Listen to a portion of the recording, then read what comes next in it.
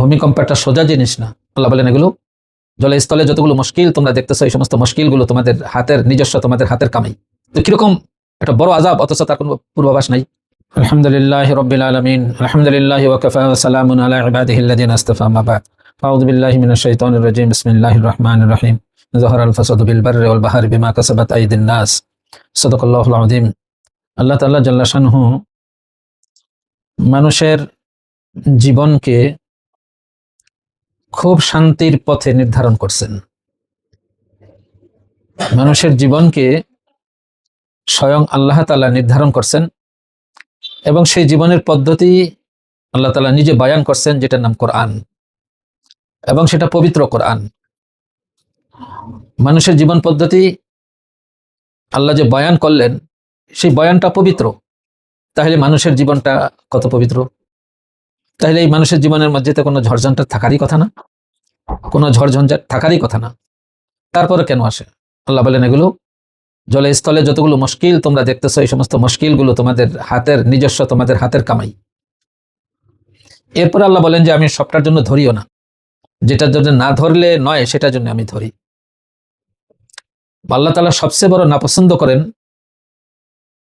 আযাব যে দেন, সেটা একটা বদ আমলকে আল্লাহ খুব নাপছন্দ করেন, যেটা শিরকের বুনিয়াদের উপরে। যেমন আমরা দেশ পরিচালনার যে পাওয়ারকে পছন্দ করি, ওই পাওয়ার হাসিলের জন্য আমরা ইলেকশন করি, আমরা কত রকম চেষ্টা তদবির করি। এই তদবিরগুলি সবই শিরকের বুনিয়াদের উপরে। যেমন ধরেন গণতন্ত্র, ইসলাম কি বলে? ক্ষমতার উৎস আল্লাহ, এখানে কোনো শিরক নেই। কিন্তু বর্তমান রাষ্ট্রনীতি, রাজনীতিতে কি বলে? ক্ষমতার উৎস জনগণ। এর উপরে যখন সাধারণ পাবলিক, এলেমওয়ালারা, জিকিরওয়ালারা যখন জনগণের কাছে ধর্ণা ধরে নিজের ক্ষমতার জন্য, আল্লাহ তাআলা গোসায় আসেন এগুলোর কারণে। তখনই ভূমিকম্প নামক বড় বড় অসুবিধাগুলি, আরো অন্যান্য অসুবিধাগুলো দেখা দেয়। ভূমিকম্প একটা সোজা জিনিস না, যেটা সামান্য আগেও কেউ বলতে পারবে না যে ভূমিকম্পটা হবে, এর পূর্বাভাস নাই। তো কিরকম একটা বড় আযাব, অথচ তার কোনো পূর্বাভাস নাই। তার মানে কি? এর দ্বারা ধ্বংসাত্মক পরিবেশ সৃষ্টি করার জন্য মানুষ যেটা চাইছে আল্লাহ সেটা করে দেখান বরাবরই। তো মানুষের চাওয়া মানেই হইল এটা যে মানুষ ক্ষমতার উৎস জনগণকে মনে করে, এভাবে শক্তি জনগণের কাছে মনে করে, অথচ শক্তি তো আল্লাহর কাছে। আল্লাহ কোরআনে বলেন তুতিল মুলকা মান তাশা ওয়া তানজিউল মুলকা মিম্মান তাশা, আমি যাকে খুশি মুলক দান করি, যার থেকে খুশি মুলক ছিনিয়ে নিই। তা আল্লাহ যাকে দান করেন সেদিকে নজর না দিয়া কাফের মুশরিকদের তরিকায় জনগণের পিছে ধর্ণা ধরি, যেখানে আল্লাহর পিছে ধরতাম সেখানে মানুষের পিছনে, আল্লাহর সৃষ্টির পিছে ধর্ণা ধরি। এইটাই আল্লাহ খুব নারাজ হন। কেউ যদি শিরকের বুনিয়াদের উপরে চেষ্টা করে সফল হওয়ার জন্য, আল্লাহ তাকে সফল করেন, কিন্তু তার দিলের শিরক বেড়ে যায়, যে মাখলুক থেকে হয়, এই সৃষ্টিগুলি থেকে হয়। সুতরাং ইলেকশন থেকে হয়, প্রচারণা থেকে হয়, এই সমস্ত জিনিসগুলো শিরকের বুনিয়াদের উপরে।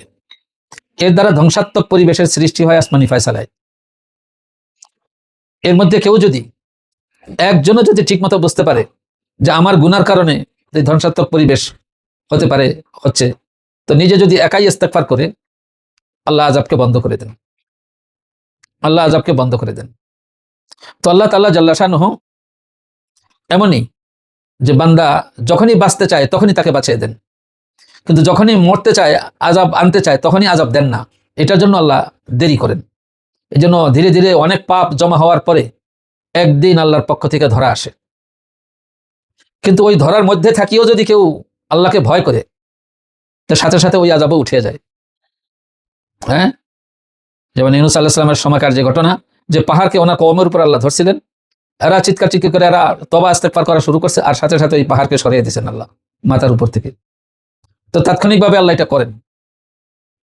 এ কারণে মসজিদে হোক, ব্যক্তিগতভাবে হোক, একে অন্যের আলোচনার ভিতরে তওবা ইস্তেগফারের আলোচনা এখন খুব বেশি হওয়া দরকার, যে ব্যক্তিগতভাবে সবাই যেন ইস্তেগফার করে।